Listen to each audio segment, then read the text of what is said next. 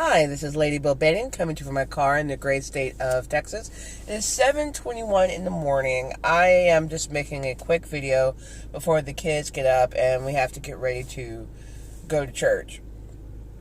Because I want to talk about this dream that I had the other night. And I just want to state off the bat that I'm a person that's always dreamt very vividly, and there's a lot of explicit detail when I interact with other quote-unquote people in the dream.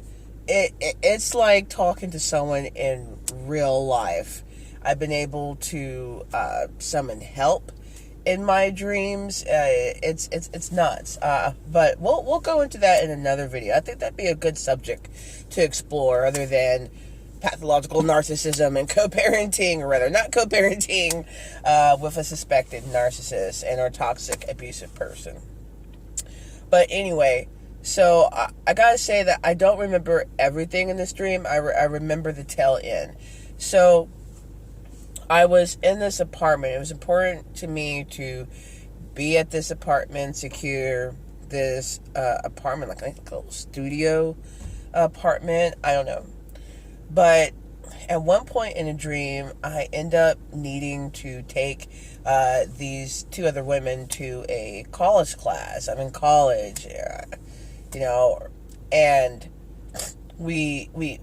lot of the dream is spent like getting ready to go, and we get ready to leave, and we start down these stairs. Are supposed to go to this parking garage or parking lot, whatever, and I spy a guy across the way, and it's like he's kind of canvassing, waiting for me to leave. I'm thinking, oh, he's waiting for me to leave so he can rob me. So I go back upstairs and wait. The other women, I don't remember if they stayed with me or they actually had continued to go down the stairs. But in any case, I go back to the apartment. And I wait around, and I start to go back, and then I forget something, and then I go back, and I'm like, oh, I'm going to be late, dropping off everyone and getting late to class. Because that's a recurring theme in my dreams, trying to avoid being late. And also finding the right class. I always think to look at my little class list, like the kind of print out class list that you would get for middle school and high school. I don't know what they do now. I would just go for the turn of the century. So yeah, but yeah. Anyway, I was going to be late. I was kind of panicking, and then I go back down. I don't see the guy. I'm like, okay, it should be okay. And I go down to the ground level, right? And I'm walking towards my car, or where I think my car is, when I spot the ex-husband and the new supply. They're all dressed up, and they're dressed in black. And she looks at me, and she does, and goes walking off. She seems to be on the phone. I can't make out what she's saying. Pretty close to how she would act in real life. And the ex-husband stands there, and he's looking all smug and giving me a little smirk, and he starts talking to me, asking me how I am, and it feels like he and her are like sizing me up, and that they have something, that they're cooking up, and stuff, because they have plotted against me. I mean, I envy, okay, I'm not going to say that someone else's experience with narcissistic abuse is better than mine. But, I wouldn't say, not just narcissistic abuse, but but narcissistic abuse that involves, a new supply who has to constantly interact with you. Like, for example, one that becomes a stepmother because they marry the narcissist who has their mask up and makes them feel all special, but they just happen to be innocent, like you.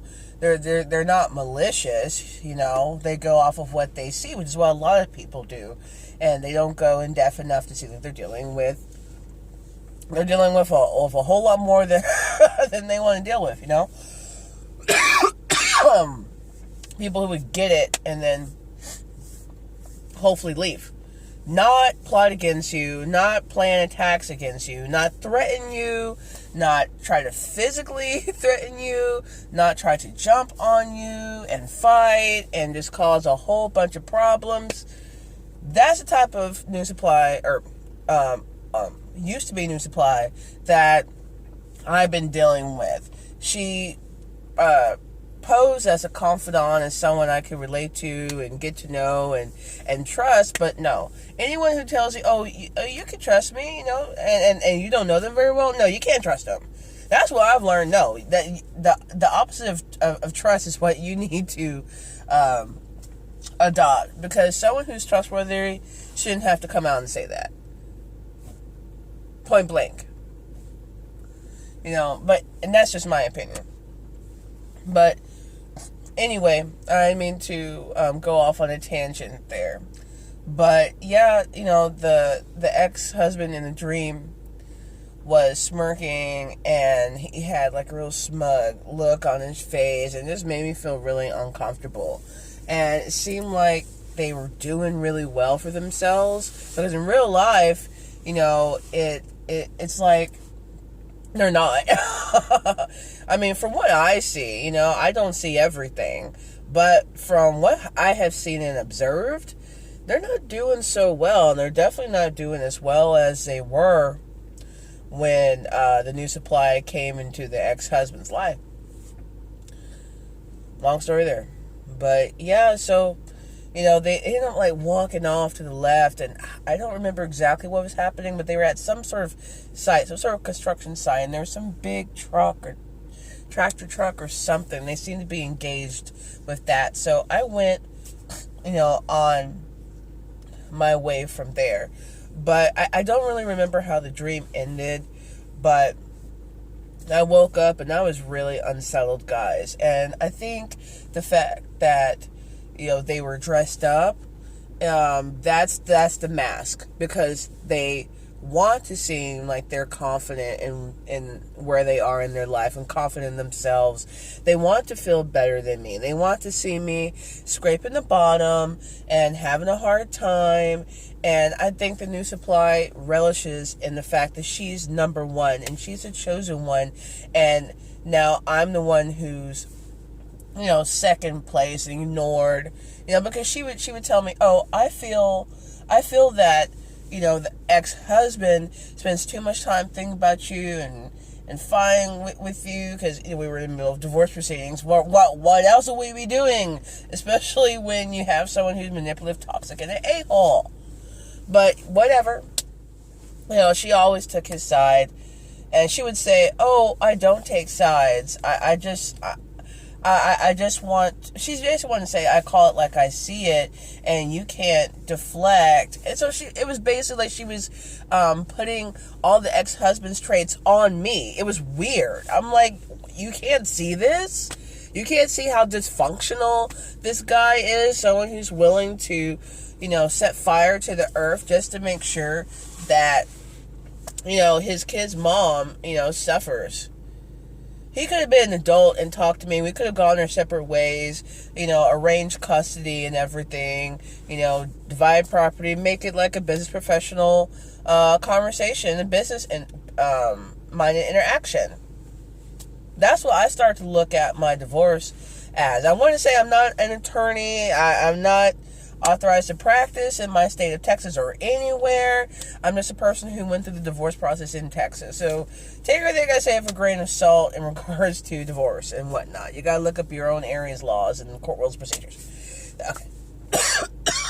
Well, what was I saying?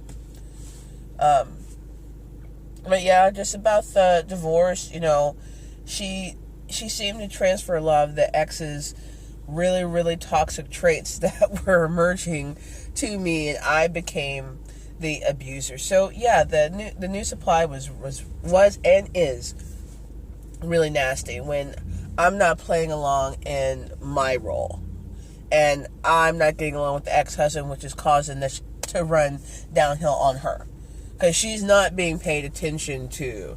And I'm sure the ex-husband is in a bad mood. When he's in a bad mood and stressed out about something, he might start drinking, and then drinking will turn into emotional breakdowns, and then physical intimidation and or violence may occur. Just saying, I lived it, I know. But yeah. But anyway, in this dream, I just felt like they were just putting on the mask of being successful when they weren't. And they always do that.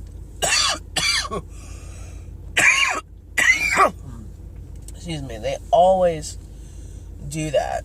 But I had posted about this there's a little Facebook group, and one of the members told me that the ex-husband and a new supply being dressed in black, it sort of resembles the death of that relationship.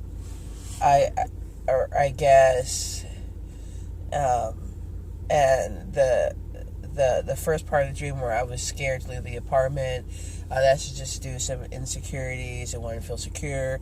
It makes sense. That interpretation makes sense. I want to know what you guys and gals think. What do you think my dream means?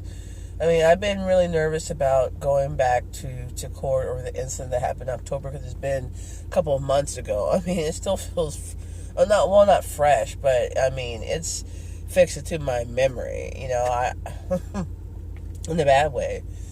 And, well, I shouldn't say that, because then I'm speaking that into existence. It was fixated in my mind, and it's made a lasting impression upon me. Let's just say that. But, yeah. I'm nervous about it being so long ago, and being able to present my case, and then opening up Pandora's box. But, if I do the wait and see approach, I don't think I'm going to have a good outcome. I don't want to keep anyone's secrets because I'm scared of going to court. No, it's stressful to deal with the ex-husband when he is on a war path and not just distracted and indifferent, but I never know when he's going to pop off, and I feel like I have to try to put a stop to that. If he just went about his own way and was just annoying and an a-hole, then whatever. But I know that my children are not safe in that environment, especially with that toxic supply around. She's not new, so that's what I'm going to start saying. That toxic supply, that TS.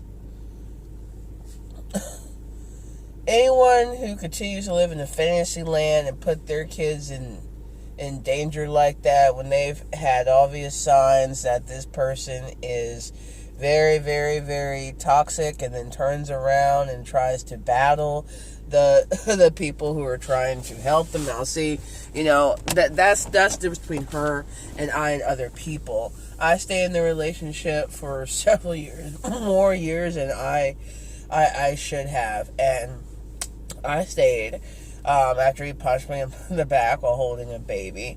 So you could say that I should have left, and yeah, I should have, I take that upon myself, because at some point, guys, we have to take personal responsibility for our life. Well, we should be taking personal responsibility throughout our day and nights, right? But I mean, you need to take you need to take it, not as much as possible. You just need to take it, But no one's perfect, and in those situations, you've been conditioned to go through the cycle, basically. You believe in the future faking of not again, and then you worry about what your life is going to be like if you do decide to divorce, and what kind of crap is going to come from that. Because you're living with a vindictive person. It's a scary situation to be in. So, yeah, I'm not judging the fact that the new supply or other people, or even myself, have stayed in a relationship too long. But it's within you turn everything outwards and you start spewing hate towards other people. And things become everything and everyone else's fault. You're talking. I mean, if that's you, then I don't know what to say. I don't think you're a decent person because, there's a saying that hurt people. But when you don't come back from that and you just go off the deep end and you become vile and evil and maniacal, jealous, envious, hateful, yeah, sorry, you're a piece of shit at that point. You could be conditioned, but choose differently. We all have things that we need to work on, but the new supply, the toxic supply, I'm trying to, change my wording, because she's not new. She's not new anymore, and I know for a fact that, she's gone through a devalue stage. I've seen it a few times now, and maybe it'll take 700 more times before she hopefully gets it. But yeah, it's just it's a little nerve-wracking, thinking about how well, my legal argument is going to be received. But I have to move forward with this. Man, it's going to cause a narcissistic injury, because the narcissist, abusive person just can't be wrong. You have to be wrong. You have to be the reason for this and that. I'm surprised he hasn't come back to me, because, money is coming out of his check. But I guess money coming out of his check and supporting his children makes him a good dad. Even though this person hasn't talked to her kids in, let's see, it's going on 2 months now. Oh, no, I'm sorry. Like over the phone, because they had like a video call on Christmas Day, later on in the day, in the evening or whatever. And after that, like, he had picked them up. Hold on. Wait, no, I'm sorry. No, it was December the 7th, I believe. What? I'm sorry. I'm getting my dates mixed up. I have to go back to my calendars and everything. But anyway, it's been, over a month since he did a video call with them. It's been over a month since he actually visited with the kids. There's no checking in. There's no dropping in to pick him up. Now, I gotta say, I wouldn't feel safe with him doing that, but just pointing out the fact that there hasn't been any communication or any interest or any concern. I'm not dealing with a normal person. Most dads would want to spend time with their kids, or if they can, because they're working a lot, they'd want to at least inquire about their kids and maybe talk to them when they have a chance, before the kids go to bed, because the ex-husband doesn't start his shift, I don't think, later than like 8 o'clock. So I don't know. Yeah, I don't keep up with that as much. I do have to do my detective work. Let's just say that I gotta do my detective work. It's all legal, above the board, but I have to do the detective work as I build my case and everything. So yeah, we'll see how it goes. Wish me luck, guys. I'm going to go ahead and go inside, because I have to get ready to make these cinnamon rolls for the kids and stuff. So, alright, this has been Labeled Bane. If you like this video, go ahead and hit the thumbs up. Subscribe to keep up with me. And the bell to be notified of new videos. I'll talk to you soon.